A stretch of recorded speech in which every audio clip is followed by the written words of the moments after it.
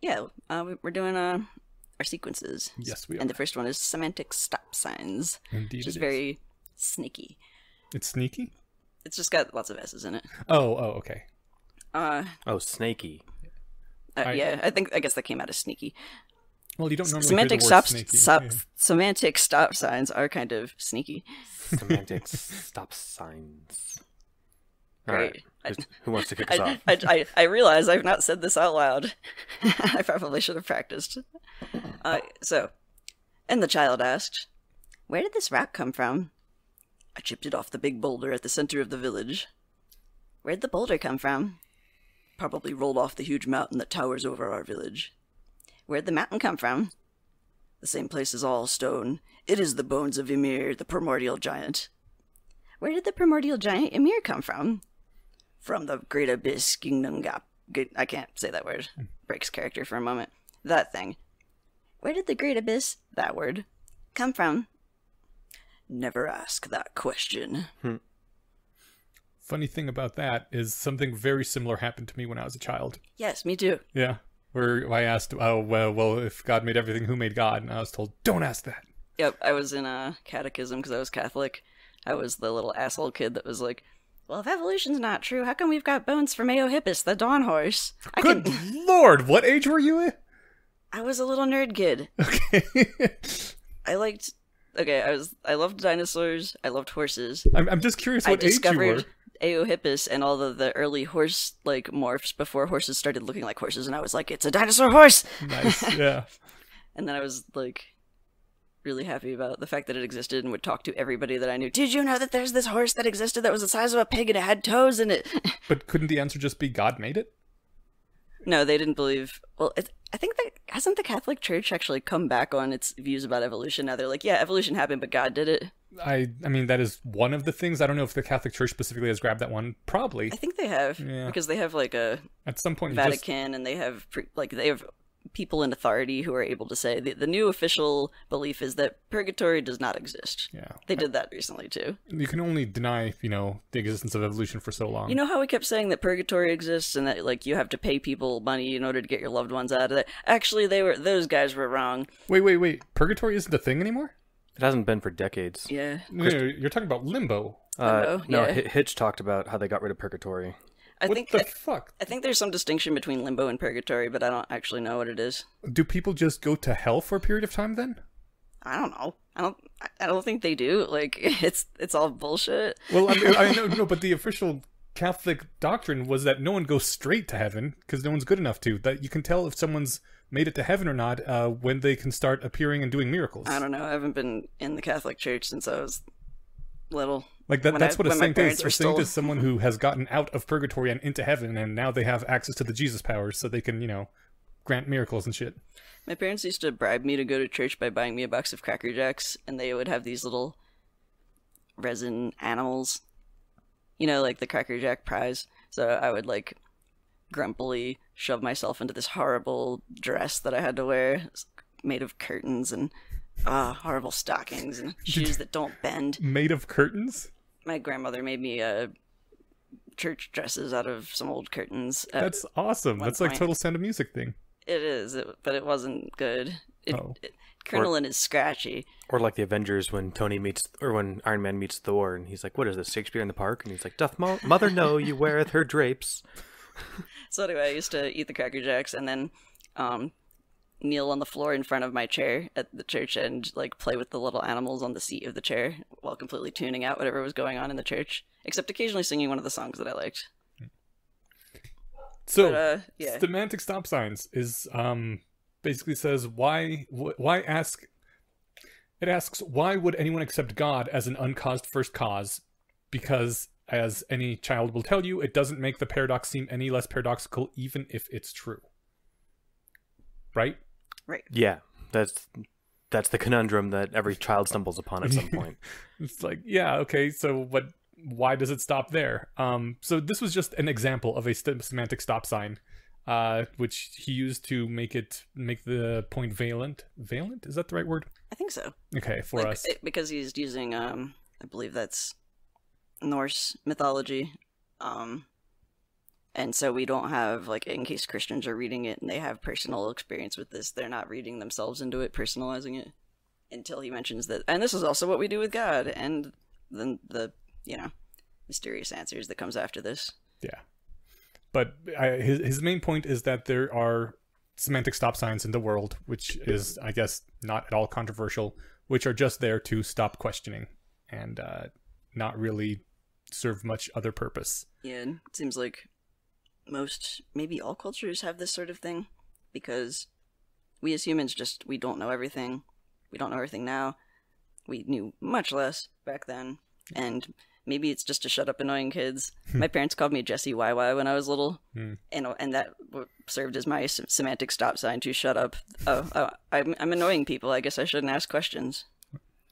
Well, and I think it's like not just even a cultural thing. I think people do this all the time without thinking about it. That's the broader point. Like just a few days ago, I was talking with somebody about, we mentioned the protest at the beginning of the episode, and someone had brought up the point, like, I wonder if, like, this will lead to a big spike in corona infections, and, like, it almost certainly will.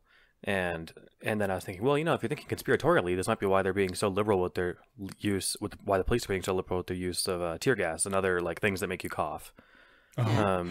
So they, like, they could be just standing, you watch videos of people standing on the sides of roads with signs, and then just, like, cops roll the window down and just spray mace at the crowd. Oh my god. Do they do that? Yeah. Ugh. And so it's like, so if you're being conspiratorial about it, it's like, oh, so this way they'll cough on everybody and then they'll all get sick. And then so I was mentioning that to somebody, they're like, oh, I think it's just ACAB. And so then I got to Google an acronym, which is just short for all cops are bad. And I'm like, that doesn't actually explain it though. Right. Like, so in this particular case, ACAB was a semantic stop sign for whoever I was talking with. That was a perfect example. And it's the general rule is that it's very common to find people who will use, whether it's, and he uses like the example of like liberal democracy, that's the answer. I was about to bring that up. That was pretty similar to that. Yeah, but I mean, all the time people will just be like, oh, well, what about this? Or social justice people, it's a systemic inequality. Yeah, the patriarchy or whatever. But that doesn't actually get in this, will tie nicely into mysterious answers to mysterious questions, but that doesn't actually give you an explanation.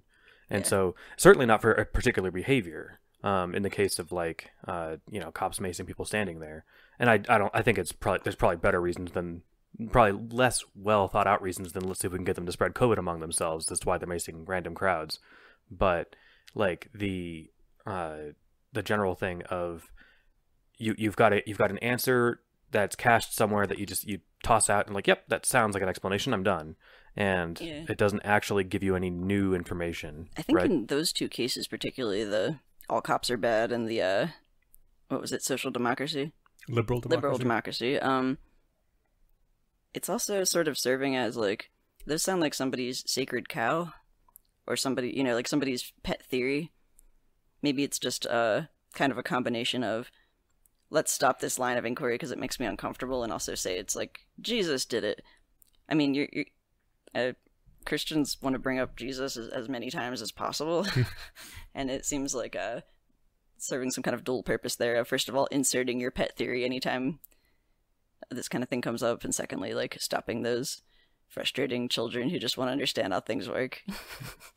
He does end it by saying, be careful not to create a generic counter-argument against things like, oh, that's just a stop sign. And what distinguishes a semantic stop sign is a failure to consider the obvious next question. Like, why are all cops bad? Or why would being bad make you do this particular action? Yeah. Yeah. And of course, you can question the assumption behind that too. Like, is this even true? But the semantic stop sign in particular is like it just said, it's the failure to consider the next obvious question. Yeah. And so, well, why would liberal democracy solve that problem? Not like, why is that the solution? Well, why don't women's pants have pockets? The patriarchy. Well, like, that's not, why would the patriarchy not want you to have pockets? Right? Yeah. Well, big purse market, I get, whatever, right? So, like, it's all big purse. Exactly. So it's this is less, and we chose a lot of charged examples, but those are the easiest ones to think of. But I'm noticing like the urge to explain the whole history behind why women have no pockets because it's interesting, but it's also total sidetrack. I've got my mainly because it fucks up the silhouette if you put Yes. bulky things in. Yeah, okay. Yeah, and that would be my guess. I mean, it's funny because I've talked with women who have both said, well, I wish I could fit my phone in my pocket, and, oh, I can't wear those pants, they're too baggy. And I'm like, you don't get it both ways. Yeah. Like, the reason I can fit my phone, the reason why it used to be I could ride my bike to Blockbuster, which is a very old sentence, and ride home with a DVD in my pocket was because what? my pants... You went where? My pants were huge, and I could put a whole DVD in my pants pocket and still ride my bike. Yeah. And the reason I could fit them is because my pants were big. Like, that you can't have, since we don't have, what do they call it? Hammer space, where I can put big things But in you small do have places. MC Hammer pants, which have hammer space. Exactly. So in You've the gotta- 90s, I was totally wearing those like UFO pants, like the rave kids are all wearing. Got to make your own hammer space in today's And fashion. that was the first time I had realized how pathetic the pockets of every like garment I owned were, because those are just pockets. Like they're just like, I think they called them parachute pants or something. Yeah. Yeah, they were just covered in like unnecessary amounts of like cording and almost like cargo pants or utility pants for like the military or EMTs would wear, but they were just fashionable, kind of with the way Final Fantasy throws belts on everything. What are those belts holding up? More belts. Belts really weigh you down. I mean, if you think about the fact that you do have to like put crystals and a bunch of accessories in order to get your abilities, but anyway. Moving on to the next post. Let's see, did we say everything we wanted to say about this? I think so. The main thing I think it was doing was setting up the next post. I was going to say, I like my go-to for what's this LessWrong website about, what is the sequences you guys talk about. This is the one I send to people who ask me that. I think was mysterious thinking answers. that, yeah. No, Oh, no, mysterious okay. mysterious answers to mysterious questions to me is there's more to the volumes of the sequences than just like the main point of this. But I feel like this is the easiest This is a way good to stepping stone. Yeah, I feel like it's my favorite stepping stone to show people like, yep, this is what it's talking about. And if this kind of captivates you at all or speaks to anything that you've noticed, and if you enjoyed reading this and it got your brain engine going, you will enjoy the rest of this stuff. Excellent. Yeah, this is the real meat of these three posts, so I'm assuming we're going to spend the most time on this one. Yeah. It starts out with a quote from Lord Kelvin, was it? Okay, who obviously the guy behind the Kelvin scale for temperature and a bunch of other things. He did thermodynamics, right? That He sounds did a right. bunch of stuff. I think Yeah. he was a polymath. Okay. Also, I don't know if we said the title, Mysterious Answers to Mysterious Questions. Yes. But it starts out with a relatively long quote, not relatively long, with a quote from him about the Elan Vital stuff. Because back in the day, people didn't know why when you moved, you could move. Like, they could see there's muscles attached to bones and stuff, but why do the muscles contract when you want them to contract? Nobody knows. It's a long quote. I want to just read the last sentence. Modern biologists are coming once more to a firm acceptance of something beyond mere gravitational, chemical, and physical forces, and that unknown thing is a vital principle. I want to quote a few things from here that he said, just to point out this line of thinking. He said, life's power of directing the motions of moving particles in the demonstrated daily miracle of our human free will, and in the growth and generation after generation of plants from a single seed, are infinitely different from any possible result of the fortuitous concourse of atoms. And also later, animated creatures have the power of immediately applying to certain moving particles of matter within their bodies forces by which the motions of these particles are directed to produce desired mechanical effects. So, TLDR, they got livers. What the hell is that? Livers are weird, though. You can cut them up, and then you can put a small part of someone's liver into someone else's liver transplant, and it'll grow back into a full liver. yeah. Livers are weird. Yeah. But no, the really interesting thing about that quote is, it really points out just how fucking mysterious this thing was. He was like, To him. yeah, apparently living things can just move particles as long as those particles are inside their body at will. Can I tell you a hilarious thought that I had? If you say it into the microphone, yes. Can I tell you a hilarious thought that I had? Indeed. When I was in the shower, so of course this makes it a shower thought. The beginning of this sequence is, imagine looking at your hand and knowing nothing of cells, nothing of biochemistry, nothing of DNA, and I was just thinking, imagine being really high on weed and looking at your hand and going, whoa, and then turning it over and going, whoa. But like, actually, yeah, I mean, it's kind of like one of the cool features of weed. Awkward. Is that it does kind of create that childlike wonder about everything again.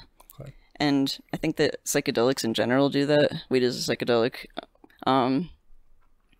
They kind of turn off your, you know how like the decor of your house just becomes invisible to you because you don't see it anymore because you see it every day. You know where it is. You don't look at it anymore. Mm-hmm.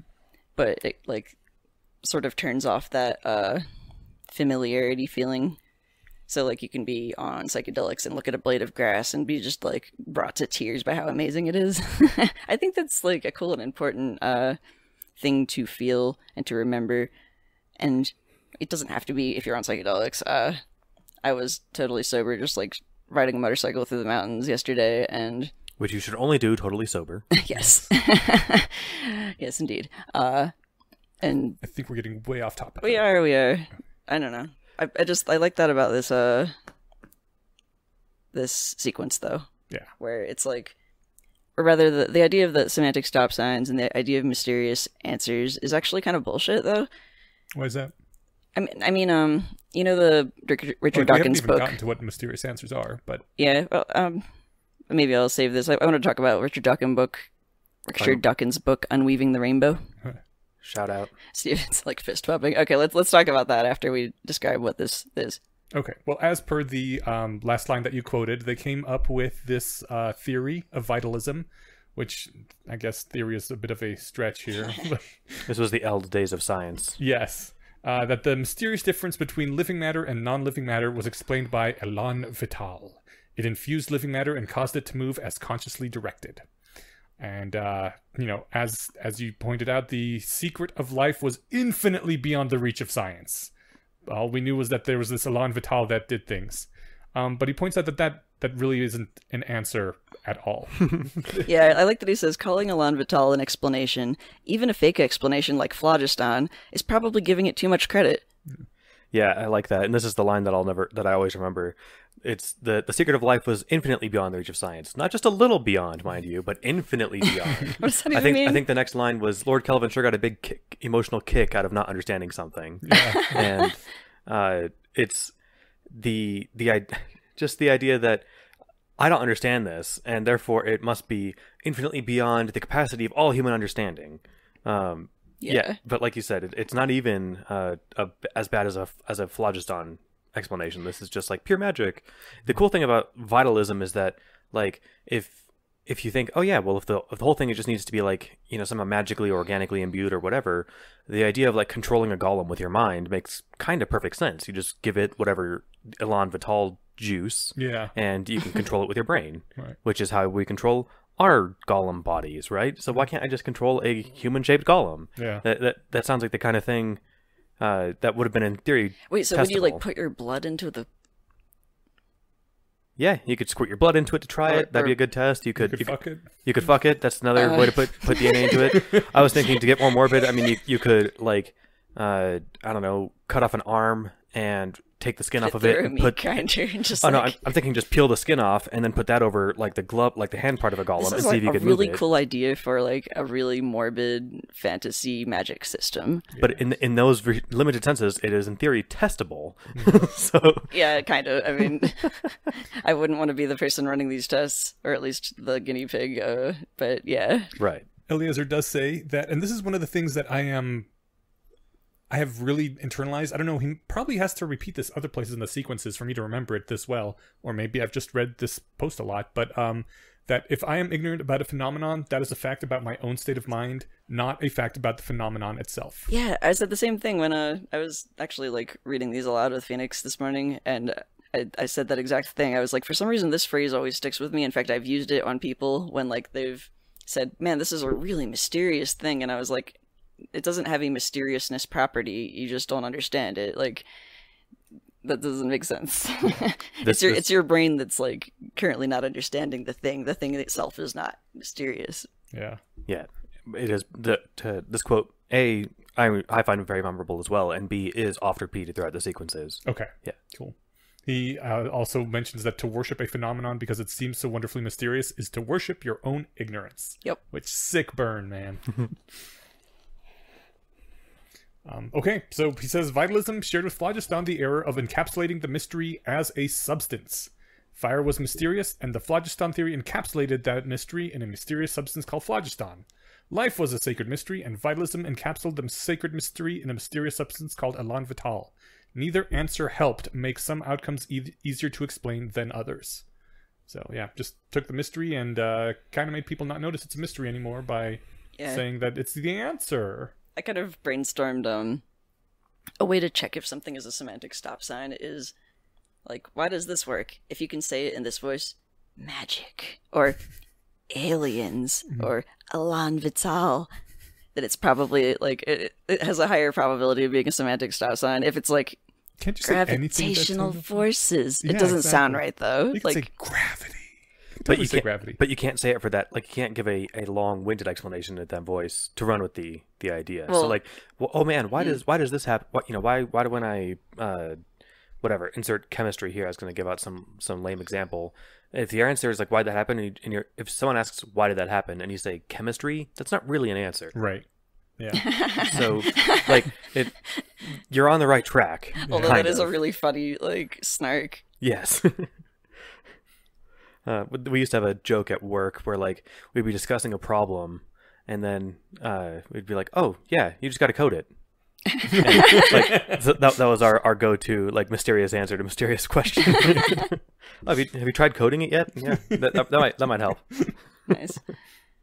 Yeah, he says the deeper failure behind all this was supposing that an answer can be mysterious. If a phenomenon feels mysterious, that's a fact about our state of knowledge, not about the phenomenon itself. The vitalists saw a mysterious gap in their knowledge and postulated a mysterious stuff that plugged that gap. And that is the ultimate and fully general explanation for why, again and again in humanity's history, people are shocked to discover that an incredibly mysterious question has a non-mysterious answer. I added that second shock there. It wasn't in the original text. Should have been. I liked it, yeah. Mystery is a property of questions, not answers. Good. Very good. Yeah. And that's why he says that these things are the mysterious answers to mysterious questions things that we gotta watch out for because they can hijack our thinking, stop it too early. Yeah. Did you read the signs of the mysterious? Yeah. Should we go over the signs? Yeah, let's see, 4 things that are signs of mysterious answers. If the explanation acts as a curiosity stopper rather than an anticipation controller, by which he means, if you couldn't guess a bunch of answers, but like some of that you're like, oh, but that one couldn't be true because this, or if you make a theory falsifiable, you are controlling your anticipation in some way. Well, and just to keep, like, the whatever politically charged train rolling, that doesn't explain, like, ACAB doesn't explain why cops are shooting tear gas at people and not beanbags, right? Yeah. So it doesn't constrain. If I say, hey, what do you think will happen here? The quote answer, all cops are bad, might say, oh, they'll do something bad, but it doesn't give you, like, a way to constrain your guesses, right? I think very importantly, it also doesn't tell you why some bad people shoot pepper spray.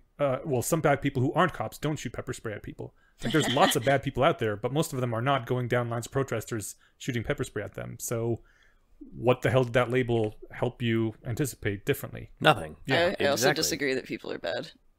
I think there's definitely some bad people out there. I think there are people who do bad actions. I don't think from the inside anybody's actually twirling their mustache going, "Wahaha, now pour this chemical into their water supply." No. Of course not. Nobody thinks that they are a monster. Very, very few people think that they are a monster, but that doesn't matter to me. I don't care what people think about themselves. I care about whether their actions are negatively impacting me and my loved ones, and that is what This makes them bad. sounds like a conversation more suited for the rest of the conversation, actually. Right. So let's put a pin in that one. Yeah. Second, the hypothesis has no moving parts. The model is not a specific complex mechanism, but a blankly solid substance or force. The mysterious substance or mysterious force may be said to be here or there, to cause this or that, but the reason why the mysterious force behaves thus is wrapped in a blank unity.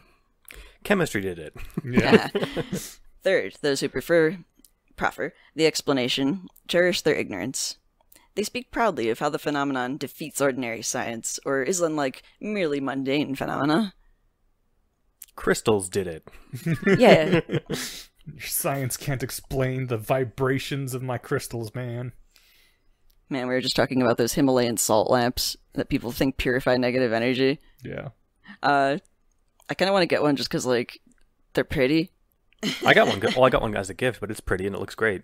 There's a little alcove in my kitchen. I keep wondering if you can lick it, though. You probably can't lick it. You can lick anything, but it doesn't taste like salt. I was gonna say. Yeah, like, but they probably put some kind of, like, coating on it or Yeah, something. it's enameled or something. It does not taste like salt. So I kind of just want to get a big chunk of Himalayan salt that's a salt lick that, like, looks pretty as a lamp, and that I can occasionally also just break a piece off of and put in my mouth. But Ew! Ew! Why would you just put raw salt in your mouth? because it's delicious. No, it's not. It's salty. Well, I that guess means goes you're without not salt saying. deficient. Shit. If you real quick life hack: how to know if you're salt deficient? Put a little bit of salt on your finger and lick it, and if it tastes delicious, you probably need more salt in your diet. Okay. If you're eating ash, you're probably good. Anyway, I fourth, do eat a lot of salt, so yeah, you're probably good. okay. Fourth, even after the answer is given, the phenomenon is still a mystery and possesses the same quality of wonderful inexplicability that it had at the start. So, yeah, if you're thinking something might be a mysterious answer rather than a real answer, run these criteria by it. So you had a bone to pick with mysterious answers? Oh, no, the thing I was saying before was just that, like, I was agreeing with the premise of the sequence, which is that, like, answers are not mysterious. Or questions are not mysterious. Like, the property of mysteriousness is the property of the fact that you don't understand something. Right. Not that, like, yeah. Yeah. I think a good candidate that's not politically charged, and I make a joke about this. I think I must have read it somewhere because it's too funny to have come from me. Where this was in one of the We Want More discussion threads I was on, or discussion channels. Someone was talking about like consciousness and etc. And I was like, oh, you're using the C word. Mm-hmm. And in philosophy, I use the C word as consciousness. And it's like, no, that can't be your answer. Consciousness isn't an answer. And not because it's a mysterious phenomena, because we don't have a good, succinct explanation for it. Yeah. We've got a volume of like, yeah, this is basically kind of what we're talking about. It's kind of like when people say, maybe it's string theory. And I'm like, don't talk to me about string theory. Yeah. I kind of feel that way about all the fundamental physical forces, but I strongly suspect this is just because I don't know enough physics. Maybe... Like, I don't know why gravity makes things with mass move towards each other, or exert forces upon each other at all times. It just, like, the answer gravity tells me that, and I guess that does drastically change what I expect to happen in the universe, but I still want to know, like, why? Why do they do that? And I feel like there is an answer, and I just... There is. I recommend reading A Brief History of Time by Stephen Hawking. I've read a number of things about gravity and some of the other fundamental forces, but it never quite sticks. I don't think I really grok it. Maybe I'll try it again someday. Oh man, the word grok has such an interesting history, and I'll post it in the show notes if I remember, because I will talk about it for a long time. It was invented by Heinlein in Stranger in a Strange Yes. Yeah. And then it became like the programmers who were nerds and had read Heinlein when the internet happened made it a word again and brought it into the common lexicon because they loved that word. Yeah. Well, that's... And it was a really good word to use for programming things. I think it's a good word in general to have because it really highlights the difference between like really understanding something, right? And knowing a fact and really understanding all of the components of that fact. Yeah. Being able to reverse engineer. Like having a model in your head that has moving parts, I think I forget if that was how he described it in here, but that's a really good way to kind of visualize what it feels like to know a fact as like something I read in a textbook, and I trust science, which you should trust science, and textbooks are generally like a pretty good source of info. But versus like, I can actually imagine every step of the process of tectonic plates like separating and how that causes mountains to form and sea fissures and affects the migration of animals and early humans. And yeah, there's like nothing mysterious about it anymore. Yeah, which is good. Right, yeah. Oh, can we real quick rant about Unweaving the Rainbow, Steven? Yes, but I'm going to plug, instead of a brief history of time, we should do a briefer history of time, the most recent edition, because I Yeah. found it much more accessible and actually just a better read. You So think if you're going so? to read one or the other, read the newest. I think they're both very good. I think they are, but a briefer history has more new stuff in it, and It does. I think it's just, for me, it was just more succinct. Is it actually briefer? Yeah. There's more stuff and it's briefer. No, did I say more? I think that, I mean, it's shorter. No, you said newer. No, I they assumed added that a few newer meant updates to models that had since been like new discoveries. Okay, Right. Okay. So it had some what is it called? Addendums. Mm-hmm. Not the word addendums. Errata.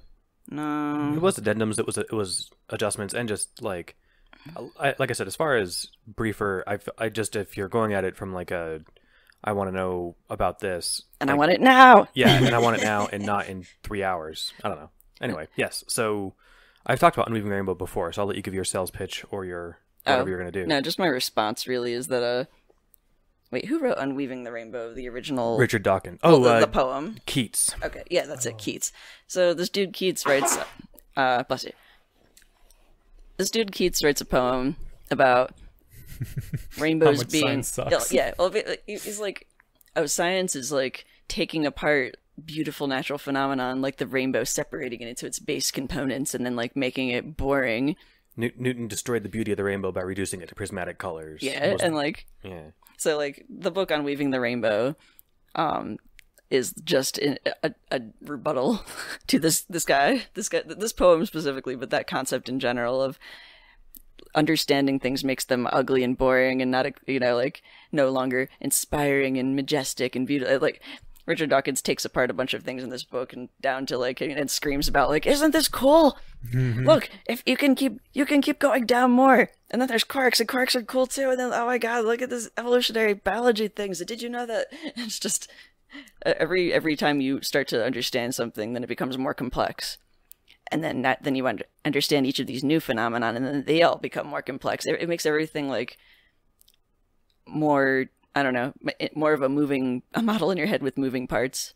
And more often than not, the real explanation, more often than not, I think every time the real explanation is more satisfying, not just like intellectually, but more interesting than the fake explanation. You know more about how the world works now. If you know how prismatic colors work, then now you can create eyeglasses. You can, I don't know, you can make an LED. You can start like, because we invented all this shit from knowing about colored wavelengths and how that works. And I think just on It gives us more power. I think just on an knowing things. aesthetic level, I find things more beautiful and I appreciate them more when I understand just how crazy complex they are, and I have more understanding. Like just looking at a tree is like, it's a cool tree, it's a pretty tree. I've evolved to like trees, but like thinking about the whole evolution of plant life on Earth and how we got from Thinking about the fact that this tree will be here when my grandchildren are dead. Yeah.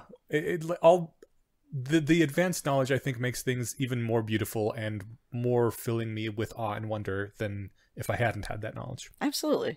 I don't know. So Keats is full of shit is what we're saying. Fuck that guy. My other sales pitch for this book is I'm glad that he died young. I think many people's exposure to Richard Dawkins is him like angrily ranting at On Twitter. anti-evolutionists Yeah. or Twitter, like anti-evolutionists or anti-scientists or religious people or whatever. And so like The God Delusion, I think, was the first book I read by him, and it's a very like annoyed tone. It doesn't make it annoying to read. It was very fun to read, but Unweaving the Rainbow is just pure passion. Like it's full of it's full of this. I love when he evangelizes about science because I love just watching somebody love something so much. Yeah, he's got the same sort of passion and poetry, the poetic way to illustrate that passion that like Carl Sagan had. Yeah, and it's contagious. Even in his writing, for some reason, I like that. There was a passage that stuck in my head. I forget what book it was from. Might have been God Delusion. I think it was a different one. But anyway, Richard Dawkins is writing about the Pleistocene era and like some fossil, and then suddenly he just breaks into poetry and starts writing a poem about like, oh, poor Pleistocene mother wailing as like her child is being taken away by a hawk. Shit. Oh yeah, the Ton child who they found its skeleton and its eyes had characteristic claw marks of an eagle, and so and like then Richard Dawkins just writes a poem about this. yeah. And was it any good, this poem? I thought it was good. It was just a few memorable. lines, but it was Yeah. it was memorable. But it's just the idea that he's moved to Poor think Ton about mother it. weeping in the savannah or something like that. Like, Yeah.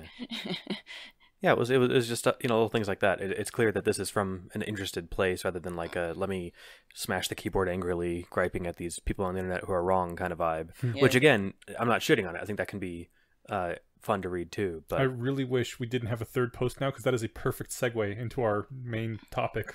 we'll bring through the third post real fast. Okay. Yeah, All the right. third post, honestly, is so short and fast that I have almost can no we notes on summarize it to lol emergence? Yeah. So the third post is the futility of emergence. And the two quotes I pulled from it are, emergence has become very popular, just as saying magic used to be very popular. And its usage fits all the checklist items that we not just read, but that we earlier read for a mysterious answer to a mysterious question. That's all I pulled from it. I find would- this one really funny. I just want to like kind of say some of the best lines from it. For example, taken literally, that description fits every phenomenon in our universe above the level of individual quarks, which is part of the problem. Imagine pointing to a market crash and saying, "It's not a quark!" Does that feel like an explanation? No. Then neither should saying it's an emergent phenomenon. Yeah.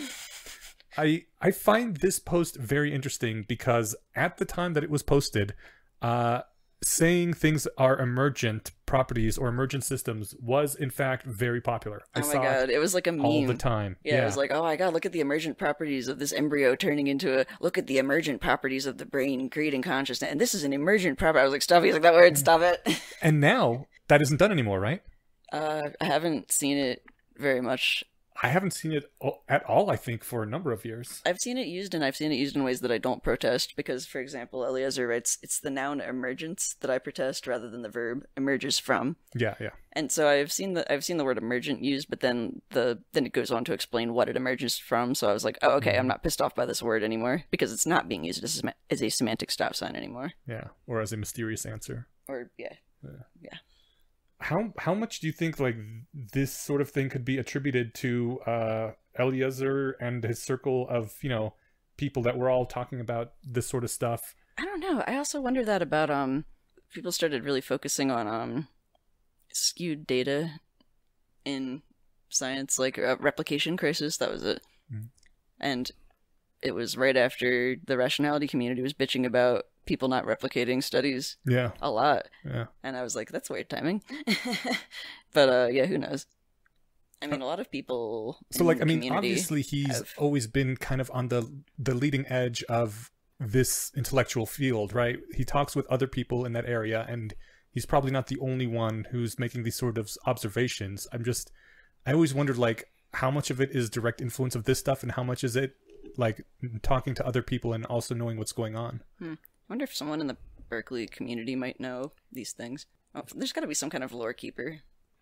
If I had to guess, I would say that this was probably one voice in a chorus of people complaining about the use of the word emergence, and that it added to the noise that finally shut it down. It's interesting. I think the fact that he doesn't have any sort of degree makes things popularly not be attributed to him. Like, for example, I saw the paperclip maximizer a couple of years ago attributed to Nick Bostrom. And while like Nick and Eliezer were on the same forums and talking about these sorts of things, and he, says specifically, yes, this originated on the SL4 forums. It could have been Nick. It could have been any one of us. I think it was basically him that came up with the paperclip maximizer as a literal concept. When he was on with paperclips. When he was on Sam Harris's podcast, Harris brings up the paperclip maximizer, and he's like, "Now I think that was Bostrom," and he's like, "As far as I know, it was me." Yeah. But like it because it wasn't archived. There's no way to demonstrate. But he's like, "I think I remember that might have been me." Right. And that's the weird thing. Like, people are like, okay, which one of these people in this circle is the Oxford professor? Nick Bostrom. Okay, we're attributing it to him because if we, it makes the quote seem more prestigious if you can put after it Nick Bostrom, professor at Harvard, right? Or at Oxford or whatever it is. Like, people are more likely to believe the quote just by seeing the name after it I having a don't degree. think that's too bad of a heuristic. No. I don't think it's a bad heuristic at all, but I also think it's unfortunate that people misattribute things to other people that have higher credentials. Yeah. in this case, at least there's like some plausible explanation for the fact that it's not like, no, look, my book came out 2 years before yours, Right. and it's like, no, we actually can't prove it, and I don't. He said that he thinks it's him. And maybe he just doesn't want to like stand up and take credit too loud because he can't prove it. Yeah. No, Eliezer wants to stand up and take credit for things. Well, like maybe not at the expense of. This was just. Have you read Inadequate Equilibria? Part of that book is very much about bragging about things. Yeah, I think that in this particular case, maybe it was just because like there's no way to prove it, and it doesn't like. I think, and I'm putting my. Google it right now. Who invented the concept? I'm going to Google it right now. Who invented the concept of the paperclip maximizer? Well, I mean, whatever Google says, it was somewhere on one of those chains, probably. Yeah. My guess. Nick Bostrom.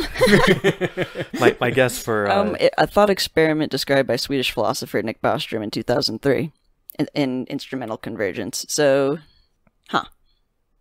Yeah, I was only making my guess on.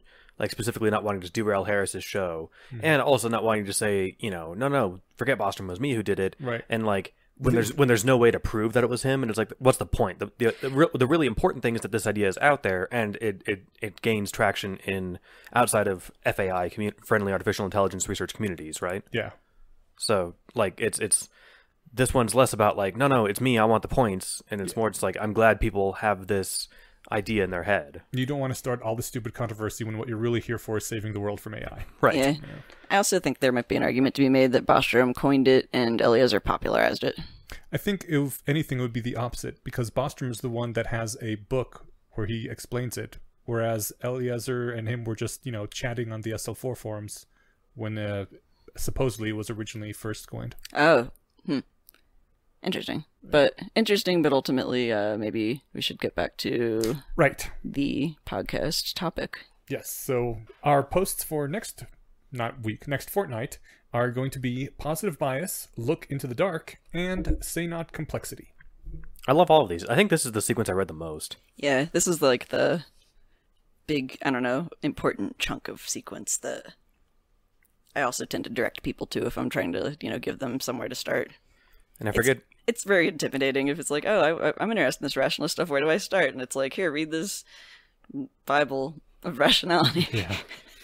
Instead, you read this book of rationality, and I forget if it's part of the map and territory sequence or if it's its own thing, or mysterious answers to mysterious questions. But in any case, yeah, great stuff. I'm looking forward to these next posts too. And on a meta level, I'm glad we began including these sections. It's a good excuse to go back through these, and they're fun. Yeah. Yeah. I agree.